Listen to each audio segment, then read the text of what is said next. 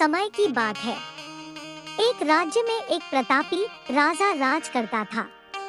एक दिन उसके दरबार में एक विदेशी आगंतुक आया और उसने राजा को एक सुंदर पत्थर उपहार स्वरूप प्रदान किया। राजा वह पत्थर देख बहुत प्रसन्न हुआ। उसने उस पत्थर से भगवान विष्णु की प्रतिमा का निर्माण कर कि उसे राज्य के मंदिर में स्थापित करने का निर्णय लिया और प्रतिमा निर्माण का कार्य राज्य के महामंत्री को सौंप दिया।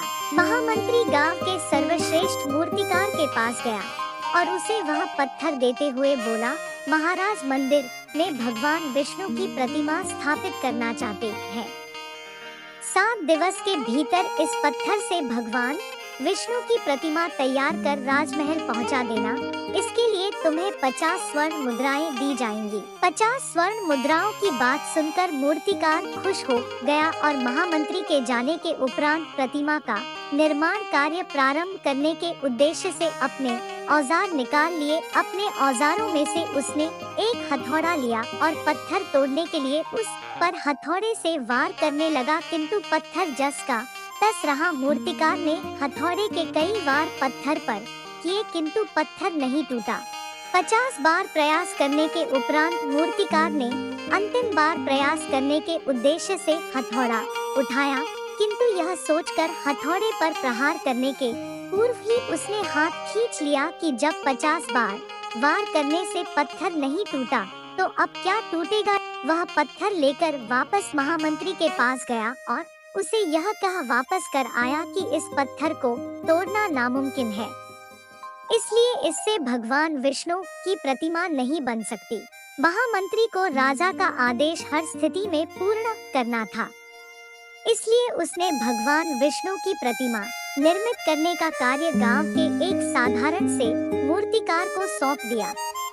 पत्थर लेकर मूर्तिकार ने महामंत्री के सामने ही उस पर हथौड़े से प्रहार किया और वह पत्थर एक बार में ही टूट गया। पत्थर टूटने के बाद मूर्तिकार प्रतिमा बनाने में जुट गया। इधर महामंत्री सोचने लगा कि काश पहले मूर्तिकार ने एक अंतिम प्रयास और किया होता तो सफल हो गया होता और 50 स्वर्ण मुद्राओं का हकदार बनता। मित्रों, हम भी अपने जीवन में ऐसी परिस्थितियों से दो चार होते रहते हैं। कई बार किसी कार्य को करने के पूर्व या किसी समस्या के सामने आने पर उसका निराकरण करने के पूर्व ही हमारा आत्मविश्वास डगमगा जाता है और हम प्रयास किए बिना ही हार मान लेते हैं।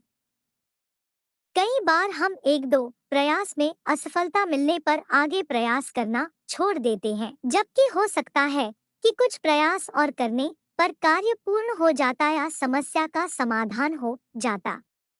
यदि जीवन में सफलता प्राप्त करनी है तो बार बार असफल होने पर भी तब तक प्रयास करना नहीं छोड़ना चाहिए जब तक सफलता नहीं मिल जाती। क्या पता जिस प्रयास को करने के पूर्व हम हाथ खींच ले वही हमारा अंतिम प्रयास हो और उसमें हमें कामयाबी प्राप्त हो जाए। अगर पसंद आए तो लाइक, शेयर, कमेंट जरूर करें। Thanks for watching.